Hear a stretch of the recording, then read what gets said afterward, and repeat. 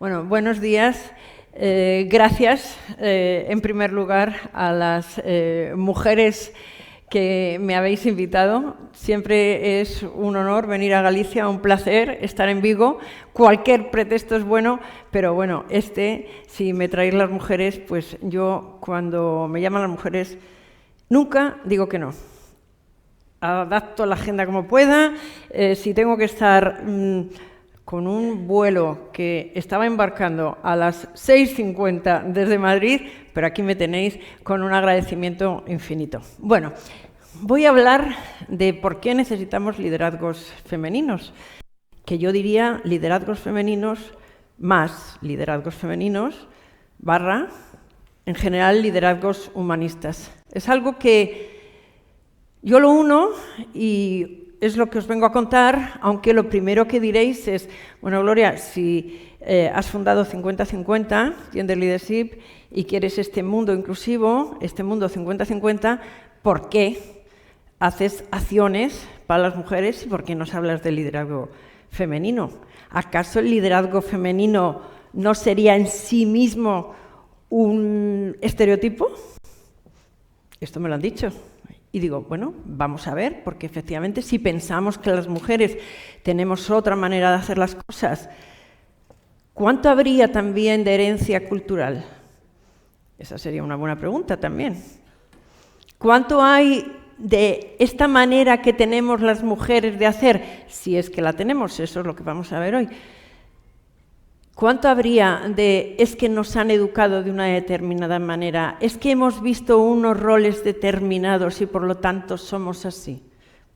Pues también, que de eso también es de lo que vamos a hablar hoy. ¿Para qué hablamos de liderazgos femeninos y por qué, aunque tengamos este 50-50 como propósito? Pues sobre todo por una gran acción que es visibilizar mujeres líderes muy potentes como las que hay, no son todas las que quisiéramos, pero muchas mujeres con potentes liderazgos que tenemos, a las que no vemos lo suficiente. Las mujeres nos dedicamos a trabajar, a desdobrarnos en 1001 vidas y a esperar a que, como lo hacemos también, el trabajo hablará por nosotras, porque ya verán lo buena que soy. No necesito estar haciendo todo el día networking. Mientras nosotras hacemos otras múltiples tareas, pues los hombres hacen comidas, desayunos, cenas, se venden bien, hablan unos con otros y, en fin, ya aceptan las promociones que nosotras, pues es verdad que las limitamos mucho más porque, como digo, nos dividimos en otras muchas esferas, no solamente la profesional, la familiar, la personal, que abandonamos muchísimo, y la social, que es probablemente la que más abandonamos, aunque ahora mismo, según os veo a vosotras aquí, y según sé que trabajáis, y según estamos las mujeres de organizadas, pues yo creo que está dejando de ser un problema. Bueno, visibilizamos mujeres, y esto lo hacemos de múltiples maneras, pero además formamos liderazgos con chicas imparables, liderazgos femeninos de futuro. Es decir, lo que queremos es, efectivamente, esa sociedad 50-50. Y, por lo tanto, que las mujeres lleguen y que se queden. No solamente que hagan las mejores carreras académicas con los mejores currículums, no solamente que sean las que más destacan y las que más empeño ponen desde pequeñitas, sino que luego, cuando entran en igualdad en sus carreras profesionales, permanezcan y se queden en esa igualdad y que opten a todas las promociones en igualdad. Este es el objetivo de Visibilizamos para generar referentes para las niñas, para las demás mujeres y para los hombres, para que vean que, caray, qué señoras hay aquí. Y formamos esos liderazgos para que el futuro sea más dinámico. Esto de, caray, qué mujeres hay aquí. Diréis, bueno, a ver, pues sí, eso ya lo sabemos.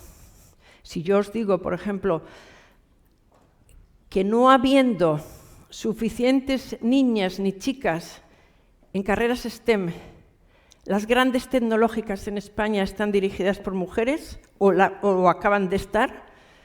Diréis, pues sí. Y sin embargo, no destacan porque no están en los círculos de hablar y los círculos de poder de la misma manera.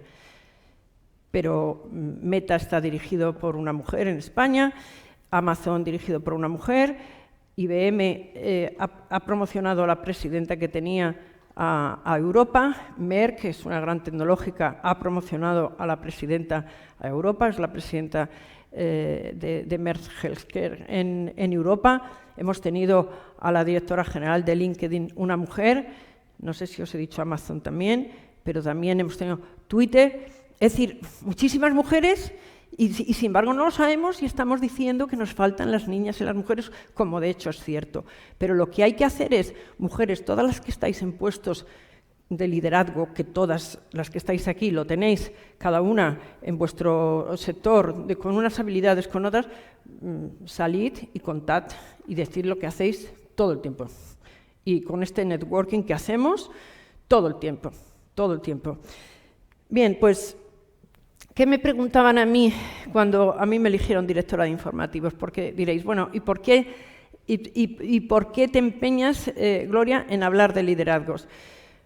Yo desde muchos años, ya pues casi va a ser en el 2006, por ejemplo, estaba en la Fundación Mujeres por África, estoy en el patronato de una fundación en Colombia, he conocido historias de niñas espantosas, por razones personales además he estado muy próxima al tema de violencia y de niñas, pero lo convertí en hay que movilizar y hay que hacer oportunidad, hay que hacer liderazgos. Mi experiencia profesional me sirvió muchísimo, porque lo que yo os cuento, ¿qué me preguntaban a mí cuando yo en 2003 me nombran directora de los informativos?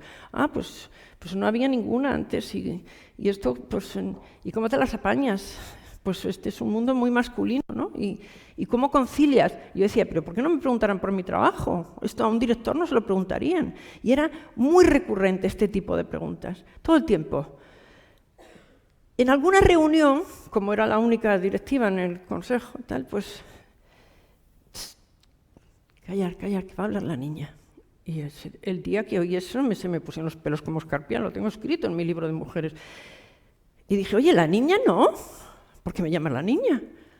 Yo a ti no te llamo de esta manera. Ay, si era cariñoso. Bueno, ya, pero yo aquí vengo con el cariño puesto, yo no vengo aquí a que me den cariño en el trabajo.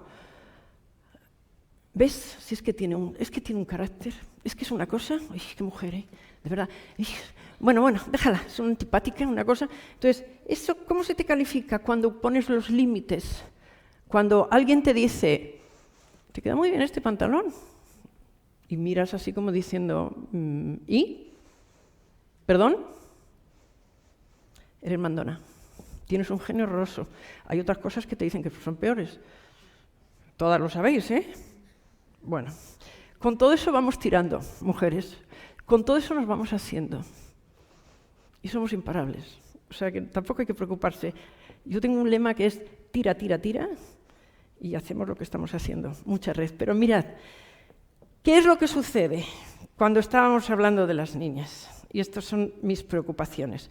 Cuando fundamos 50-50, trabajamos con muchos estudios previos y por eso también nos volcamos en el liderazgo de las chicas imparables. Este estudio, primero, la percepción de los roles, que conoceréis yo creo que todas y todos, porque me felicito de ver algún hombre, por cierto. Veo hombres y me encanta veros, porque parece que solamente hablamos de nuestras cosas, como si el tema de la igualdad o el tema de no le importara a toda la sociedad. Y el día que haya 50% de hombres y 50 mujeres estaremos muy cerca del final. Por eso nos queda mucho trecho, porque hay 4 o 5 hombres y os ruego que lo contéis, eso sí, y hagamos un boca a boca más grande. Bueno, las niñas, este estudio de Science, que marca un antes y un después, y que Science es la Biblia de la ciencia, lo hace además con 3 grandes universidades, Illinois, Nueva York y Princeton, y hace una investigación con niñas y niños de 4, de 5 y de 6 años. Y los pequeñitos, de 4 y de 5, cuando les preguntan, esto así como tan difícil, ¿quién lo habrá hecho? Y a partes iguales responden, pues ellas o ellos. Las niñas a los 6 años aplastantemente responden que lo que ellas consideran de inteligentes o de muy inteligentes lo han hecho los niños. Es decir, primer sesgo del genio, es decir, el genio innato está más en ellos. Esta es la primera creencia a los 6 años. Entonces, no es fácil simplificar por qué las niñas no adoran las matemáticas. Sería muy sencillo si supiéramos que esta es la causa, solo esta. Hay más, pero esta es una de las causas. Que es como ellas se autoexcluyen de lo difícil porque si han sido educadas para gustar. Qué mona, mira qué bien te queda. ¿Cómo van a elegir cosas difíciles que puedan decepcionar? Comienzan a rechazar aquello que puede ser, no voy a complacer si llego con malas notas, no vaya a ser yo aquí que... Y a interiorizar que hay cosas de niñas y de niños. Primera gran brecha, primera preocupación. Las niñas empiezan a alejarse. Siempre que hablo en genérico las niñas, no estoy diciendo que cada una de nuestras niñas. A mí me encantaban las matemáticas y hubo un tiempo donde dije, ¿y por qué no haré yo exactas? O sea, en esa locura, digamos, humanista de te gusta todo, te puedes desenvolver. Pero hablamos de la generalidad. Y eso además lleva a que haya una infrarrepresentación de las chicas en las carreras STEM. Hay datos tremendos. Este año nosotros estamos en la alianza STEM del Ministerio de Educación, que promueve precisamente la inclusión de las niñas en las carreras. También estamos con la Consejería de Educación de la Comunidad de Madrid promoviendo el programa Female 21 para la formación de profesores con esta visión que nosotros tenemos sobre las chicas imparables. Y en el estudio de este año de la Alianza STEM se detalla, que además está en colaboración con la OCDE, se detalla la caída tan brutal de los estudios de tecnología en las chicas en los últimos 20 años. Ha caído de un 30 y tantos hacia un 12 la elección de las tecnologías. Cuando se llamaba informática, tenía más salidas y más querencia. Cuando se ha visto tecnología como algo más frío, como algo más distante, las chicas y los chicos, pero más las chicas porque el sesgo impacta más en las niñas están dejando de estudiar estas carreras que tienen que ver con la tecnología, con la ingeniería y con las matemáticas. Estudian más la science, la parte de la S primera de las STEM, sí que la estudian más, pero también, atención, probablemente porque se vincula más con los tradicionales cuidados, que está un poco más relacionada. Ese es el estudio que os estaba comentando de los 6 años, cómo impacta en las carreras STEM que las chicas no están ahí. Si no están ahí, están perdiendo las oportunidades de los trabajos del futuro, de los mejor posicionados, de los más remunerados, de los mejor remunerados, que es donde van a estar conectados con la tecnología. Y por lo tanto yo vengo a decir que la madre de todas las brechas será la brecha digital si no somos capaces de incorporar a las niñas a la tecnología, a las matemáticas, me da lo mismo, a la ingeniería o a lo que sea, pero yo hablo sobre todo de la tecnología, porque estudies lo que estudies, te dediques a lo que te dediques, aunque vayas a poner un puesto de frutas, tendrás que tener tu marketing digital y saberlo contar y saberlo vender. Es decir, la tecnología ni te tiene que gustar ni te tiene que dejar de gustar, la tienes que abrazar como una oportunidad. Está ahí, es que no puedes decir que no te gusta. Y la tecnología, lo que tenemos que hacer es utilizarla con códigos éticos y saber transmitírselo eso a las niñas y decirles, la tecnología no es ni buena ni mala, somos buenos o malos las personas que la hacemos, pero la tecnología, el servicio de las personas es una enorme oportunidad para mejorar la vida. Y eso es lo que probablemente las chicas no perciben como esa oportunidad, sino como algo distante, como algo de ¿para qué me sirve?, que es la eterna pregunta que desde niñas se hacen con las matemáticas. Y bueno, mujeres, ¿para qué os voy a contar? Luego ya llegamos a mayores y pues ahí estamos. O sea, que nos den un cargo y que digamos, ¿te puedo contestar mañana? No, esto no lo hagáis. Los hombres dicen, sí, claro, pero ¿cómo no voy a ser director general? Sí, pero tú crees, sí, y la mujer dice, no sé yo, porque esto, ya verás el inglés, ahora voy a decir que lo puedo hacer y cuando luego vaya, pues resulta que no voy a estar yo muy segura. Te contesto mañana, no tienes una segunda oportunidad para causar una buena impresión. O sea, no. Esto de voy a preguntárselo a él o a ella, o voy a ver qué hago con los niños y voy a ver cómo si mi suegra se queda y voy a ver, además, a ver si esto me compensa. Oye, no, que sí, que lo quiero, ya está, que esto estaba hecho para mí. Punto número 1. Pero es que luego, cuando nos viene el síndrome de la impostora, porque hasta hace muy poco lo llamábamos el síndrome del impostor, pero es que lo padecemos más las mujeres. Y entonces es que no. ¿Cómo que me van a descubrir como si fuera un fraude? Porque les he dicho que yo valgo para este cargo, pero resulta que no estoy valiendo seguramente tanto como ellos están creyendo. Y entonces van a descubrir que soy un auténtico fraude y por lo tanto una impostora. Mira, no, tampoco.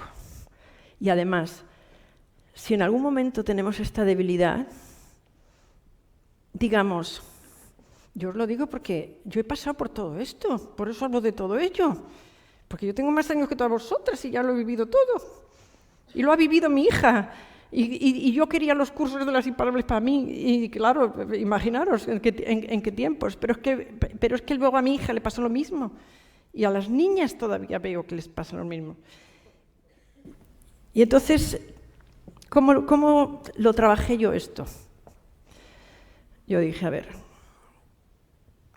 yo soy como yo soy y me veo yo. Y por lo tanto mi criterio está en mi mente y los límites me los estoy poniendo en mi mente. Fuera barreras mentales. No soy como creo que los demás me perciben, soy como soy yo. Pero luego elimina las físicas. Es decir, si aquí hay una mesa, pues no te pongas detrás de la mesa, te pones delante de la mesa, chica. Oye, si van a decir ahora, a ver, está lo que piensa y lo que dice, por lo menos tienes la posición central ganada, oye. Ya tienes ganado el sitio. Y en vez de ponerte aquí, pues mira, te quitas los parapetos y te pones aquí. Y ya está. Y empiezas a pasear, ¿sabes lo que te digo? Y te pones delante y te pones donde te da la gana y ocupas el centro del escenario. ¿Qué es eso de que las mujeres nos pongamos en una esquina? No. Tú llegas y te sientas por derecho en el centro. Ya está. La posición es muy importante, porque en función de la posición también te van a mirar y te van a decir. Y luego eso sí, luego ya los límites, pues ahí está la batalla que tenemos cada día, pero eso ya, ¿qué os voy a contar? Bueno, ¿qué descubrí en todo este tiempo? Pues que todas las brechas son como uvas que van engarzadas, porque la brecha de género, ¿qué es la brecha de género? Pues la brecha de género es todo aquello que nos diferencia, pero que lo tenemos en todo y tenemos millones. Dices, ay Gloria, ya has puesto brecha de salud, ¿cómo vas a poner brecha de salud si vivimos más? Ya, pero vivimos peor, ¿eh? O sea, id a las residencias y veréis quiénes están ahí, que todas son señoras que no han tenido una detección precoz de una enfermedad. Cuando tú crees que te está doliendo el pecho y dices, me va a dar aquí, a mí, no sé, yo voy a ver. Mira, no te va a dar con un infarto un dolor en el pecho, te va a dar en la espalda, pero eso no lo sabemos. Es que en el pecho les duele a ellos. Y el dolor que duele en la espalda, que es el infarto de las mujeres, no está descrito en ninguna parte, porque todo se estudia para ellos. Entonces, pues, atención si un día dice, ay, voy a ver yo aquí qué es lo que me está pasando. Pero así como eso, todo. Y claro, vivimos más, pero es que nos cuidamos mucho más, somos mucho más prudentes y nos dedicamos a cuidar menos a nosotras, pero tenemos mucho sentido de la responsabilidad y es verdad que nos cuidamos más, pero tenemos menos alertas sobre todas las enfermedades porque no están descritas conforme a nosotras mismas. Aquí yo pongo una atención, porque nos cuidamos más si cuidamos a todo el mundo. Otra de las cosas que yo digo es, tenemos que dejar de ser Superwoman. Se acabó. O sea, esto de estar en todos los sitios perfectas al 100% no conviene. Pero si es que no te conviene, si es que no nos conviene. Si es que además nos hace un sentimiento de culpa horroroso que somos capaces de transmitirlo en todos los entornos. Entonces, oye, los hombres renuncian a cosas. Ya llevaré al niño al zoo el domingo, porque tengo que estar yo a las 5 de la tarde corriendo a recogerlo, no pasa nada, ya iré el día que me toque, pero no me voy a poner, no veo a ningún hombre a las 8:30 haciendo unas croquetas porque al niño le gustan y pobrecito, voy a ver si se las hago porque la criatura lo tengo abandonado, pero si es que eso no se le ocurre a ninguno, y ellos viven, trabajan, leen, disfrutan y hacen sus cajas, y ahora estoy en esto y después estoy en lo otro, y las mujeres es verdad que lo tenemos todo un poquito más conectado. Pero dicho eso, también es verdad que la manera que tenemos de exigirnos bajando. Es otra de las cosas que se lo digo a las chicas imparables. Yo soy de una generación donde tuve que hacerlo así. Yo soy de esa generación donde tuve que hacerlo así. Porque era muy difícil cuando eras la única. Si la pregunta era ¿cómo concilias? La pregunta es ¿y cómo te sientes y cómo lo haces?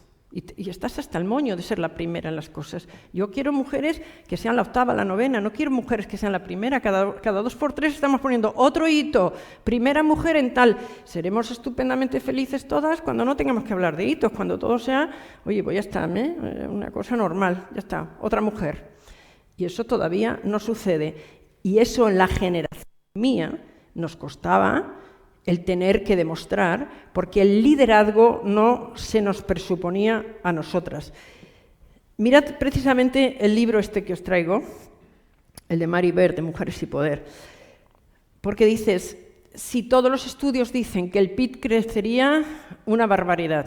En España, leeros el último informe de Closing Gap y es brutal. O sea, dices, 70.000 millones que crecería el PIB si se acabara la brecha en los próximos 30 años. La brecha, en este caso, ellos han estudiado la digital, pero hay muchos estudios de Closing Gap antes de eso.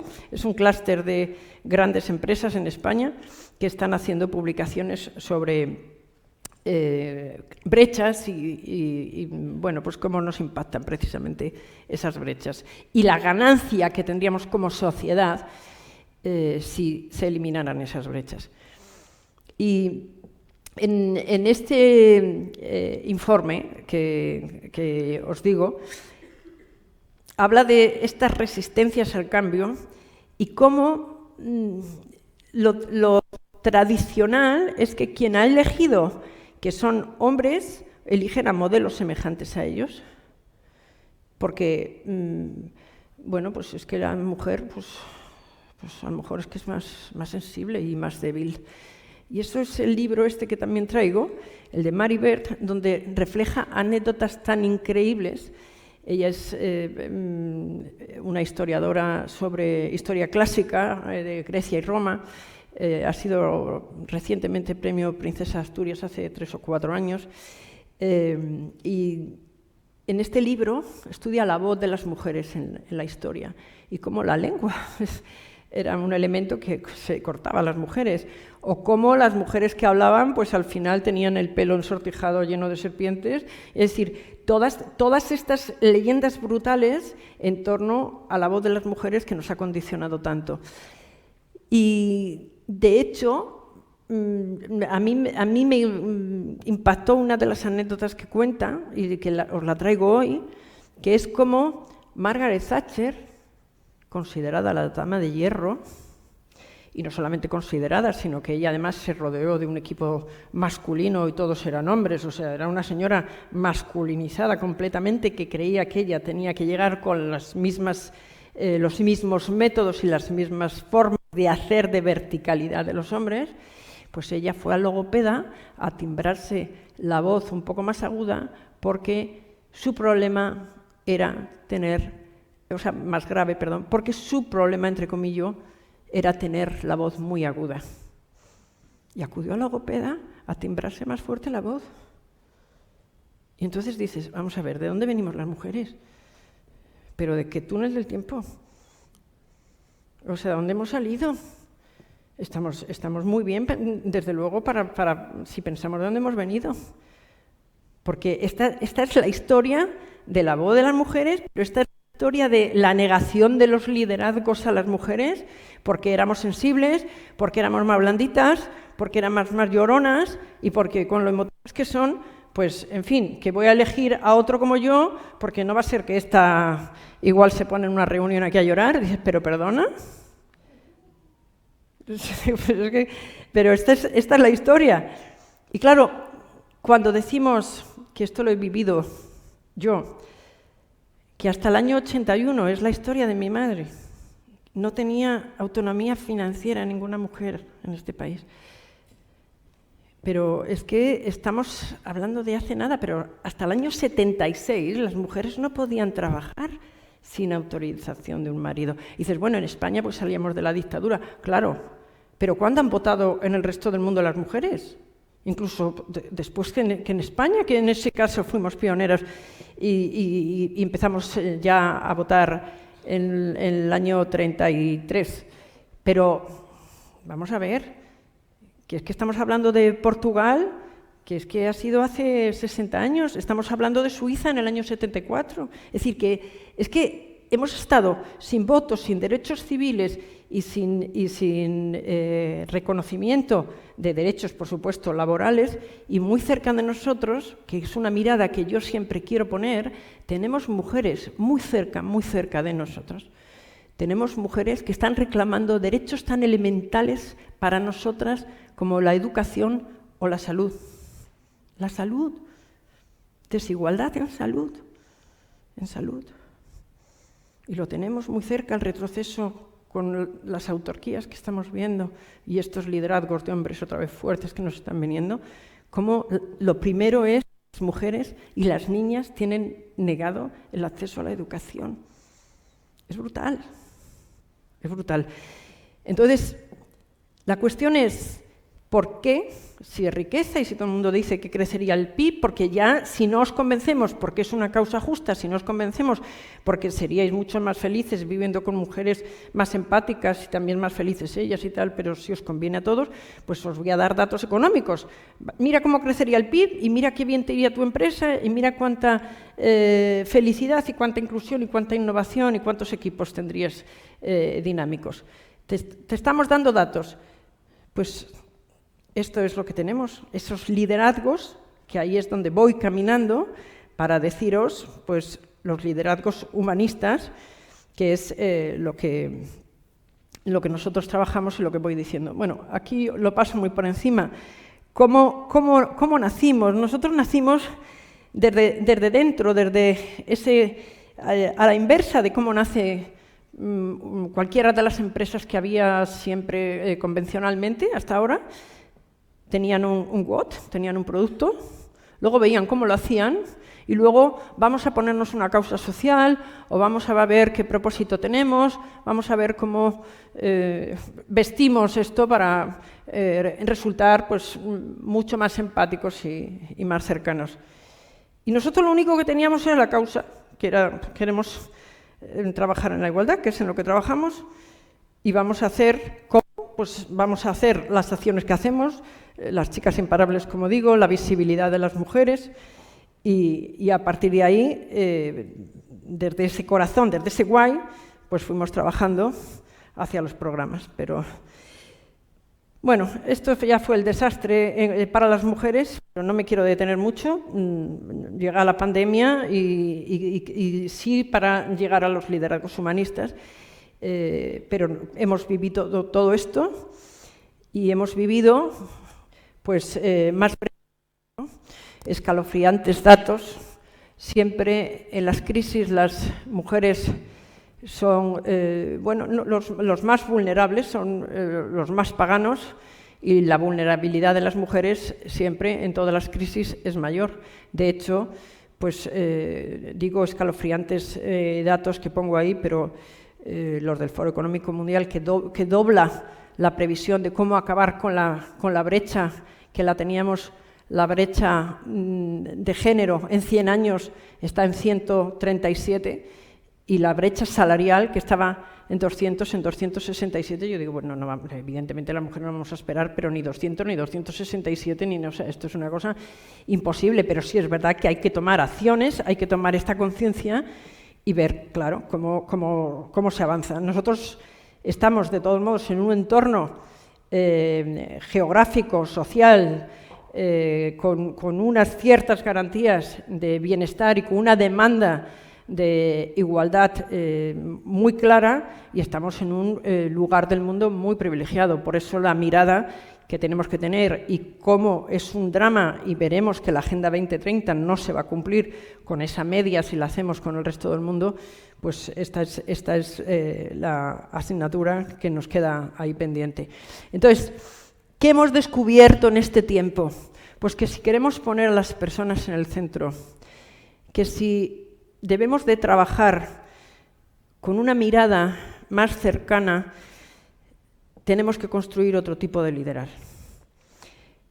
No es ninguna casualidad que en los primeros meses de la pandemia, con el primer confinamiento, hubo 7 líderes mundiales que destacaron por su manera de hacer. Y las 7 eran mujeres. Diferentes, muy diferentes. No era lo mismo Jacinda Ardern, la primera ministra de Nueva Zelanda, que Angela Merkel en Alemania, ni la primera ministra de Dinamarca, o de Islandia, o de Taiwán, pero eran 7 que destacaban por su pragmatismo, por su manera de coger el problema y resolver, y sobre todo por una manera de gestionarlo, con cercanía, con comunicación, con empatía, poniéndose en el lugar de los otros y, por lo tanto, poniéndose a resolver el problema y explicándolo.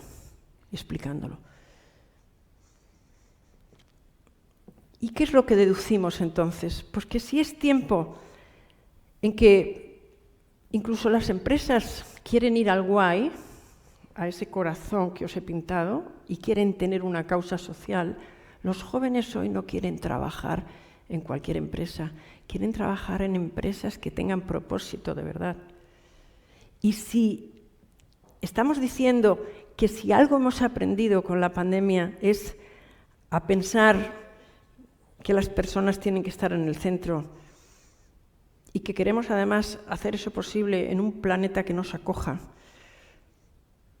es muy fácil deducir que es tiempo de liderazgos humanos, y que, por lo tanto, todo aquello que era un inconveniente para las mujeres, porque es que son muy sensibles, deja, esta cómo va a liderar.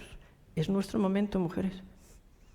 Es nuestro momento, porque es la manera que tenemos nosotros de hacer y es lo que se está reclamando. Luego, hago un paréntesis, enseguida lo haré, para ver por qué tenemos esta manera diferente de hacer. Pero el caso es que hay un reclamo de la sociedad que tiene que ver con esta forma de hacer, que tenemos esta manera de gestionar la regla de las 5 Cs que nosotros manejamos en 50-50, con esa comunicación. Si veis las primeras ministras o las presidentas, todas tenían estas características en común. Todas tenían una manera de comunicar clara, diáfana, muy cortita generalmente. Utilizaban incluso redes sociales para dirigirse allá donde todos los públicos las iban a captar. Lo hacían con cercanía. Su pretensión era generar confianza, para esa confianza ligarla con certidumbre, porque lo que teníamos era miedo, y el miedo paraliza porque genera incertidumbre, y entonces generar certidumbre, que es la obligación desde un gestor público, desde la política, esa es la primera obligación también, generarte certidumbre, y por lo tanto el resultado era más credibilidad. Esta es la manera.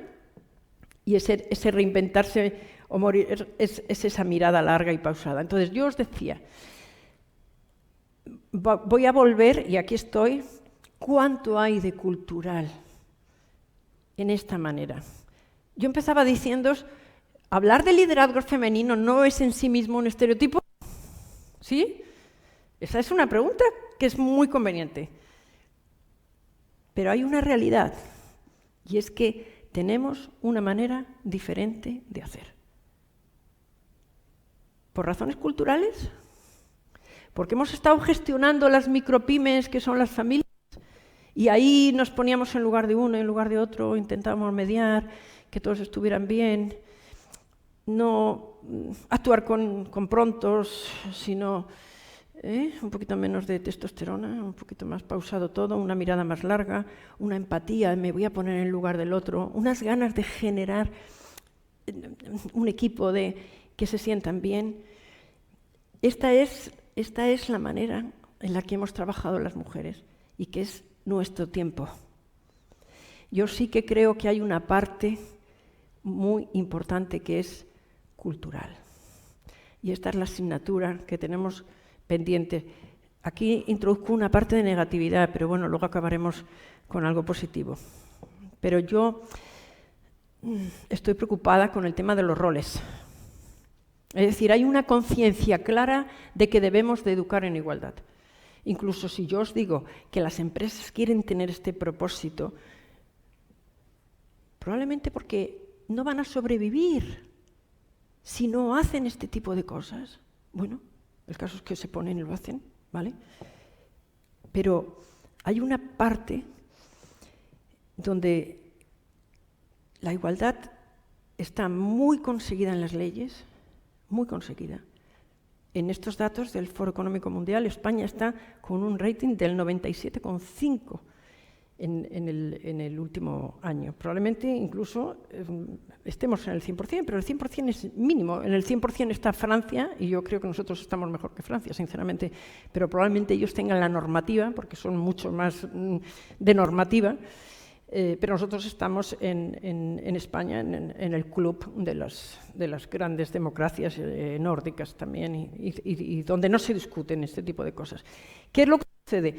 Que de la igualdad de ahí a la igualdad real hay un trecho importante, y ese es el que toca hacer ahora, porque es verdad que lo tenemos claro, pero no está conseguido en el día a día. Y mi preocupación son los roles, mucha preocupación sobre los roles. Es decir, si, como os he dicho antes, estos estudios de 0 a 6 años ya se forma esa gran personalidad en las niñas, donde a los 6 años ya creen que hay cosas de niñas y de niños, y que aquello de inteligentes y muy inteligentes lo han hecho mayoritariamente ellos en vez de ellas, donde se les empieza a generar ese sesgo del genio innato. Debe ser que yo no tengo este genio para las matemáticas o esta habilidad para las cosas difíciles. ¿Cómo hacemos para que esto no suceda y por qué está sucediendo? ¿Qué es lo que perciben los bebés de 0 a 6 años? Es un drama, ¿eh? Ya os lo he dicho. Las mujeres renuncian más a sus carreras profesionales, parten más los horarios, cogen más mini-jobs. Me voy a coger unos meses y ya veré cuándo vuelvo. Si tengo que acomodarme, pues ya veré. Los hombres no se hacen tantas preguntas y tiran. El tiran que yo decía antes, nos falta eso todavía. Pero es que no solamente estamos en el mundo de los cuidados respecto a las madres, que, oye, hay razones además biológicas, pues claro, si tú das el pecho a tu niño, pues lo das tú, pues muy bien, pues eso ya te vas ingeniando de la manera en que lo quieras ir haciendo, pero es que luego la abuelita también es la que cuida, la que hace la comida, y el abuelito es el que pasea. Vida social para él, y calle, externa, la vida, y la de dentro, y la que hace el potito si se queda con los bebés, es la abuela. Pero ¿quién cuida en la casa? La mujer, que tenemos prácticamente todo el mundo mujeres. Y en las escuelas infantiles. ¿Habéis visto en este estudio de la Alianza STEM del Ministerio que os citaba antes? hay una gráfica brutal, que es la educación infantil en manos de las mujeres. La primaria van estando más mujeres, en la secundaria están prácticamente igual y en la universidad están los hombres. Y eso es así. Entonces, ¿qué perciben de 0 a 6 años los bebés? Mujeres con los cuidados. En la casa, la abuela, la mamá, la señora que haya en casa, y en la escuela infantil, las primeras profesoras. Es que no hay hombres que quieran hacerlo. Que no lo entiendo. ¿Qué estamos haciendo como sociedad para que los hombres no quieran cuidar bebés? Como profesión. Y por lo tanto, perpetuación de roles. Y ahí estamos en ese bache. Que no es educar en igualdad, que lo tenemos claro. Y sobre todo porque está muy feo. Nadie va a querer hacerlo de otro modo. Es que, bueno, nadie no. O sea, tenemos algunos que son imposibles. O sea, estos ya hay que dejarlos por ahí porque no tienen remedio. Pero dicho eso, a ver, ¿qué tenemos que hacer como principios? Yo os he puesto estos principios para esta narrativa que tenemos que ir contando para tener otra manera de hacer. El liderazgo es algo que no solamente lo tenemos en la política, lo tenemos en las instituciones, lo tenemos en las empresas. El liderazgo está en nosotras mismas, en tu casa, contigo. Hay que distinguir entre todas las esferas que tenemos cada persona. Y sobre todo, para las mujeres nos conviene mucho recordar todas las esferas. La esfera profesional, la esfera familiar, la esfera personal, que es la que siempre abandonamos, y la esfera social. Estar.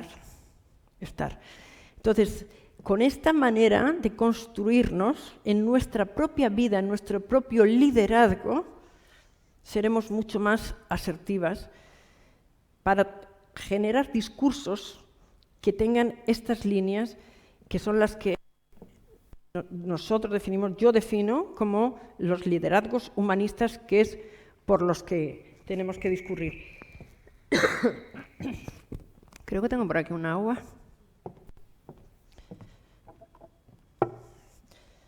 Pues nos vamos a aplicar. No sé cómo vamos de tiempo, a mí me han dicho habla 1 hora, pero os dejo preguntas, mujeres. 15 minutos, perfecto, para vosotras y vosotros. Bien, y aquí os he puesto una de las jornadas que hacemos para visibilizar mujeres. Y ya lo podemos, si queréis. Bueno, entonces os he hecho una ruta que os hago como un sumario. Hemos comenzado por estas percepciones, estas autoexclusiones que nos hacemos primero las niñas y después las mujeres, esa exigencia de querer gustar que es en sí misma imposible de satisfacer, que es el principio de muchas brechas de autoconfianza y de seguridad, pero es que ¿cuándo terminas de gustar? Pues es que ese horizonte es infinito. Si los niños son educados para triunfar y las niñas para gustar, ahí tenemos esa primera brecha que nos iría llevando luego a las siguientes. Y sobre todo esto, pues nada, yo estoy abierta a que me digáis y a que participéis y a ver si te puedo responder. Un placer. Muchas gracias.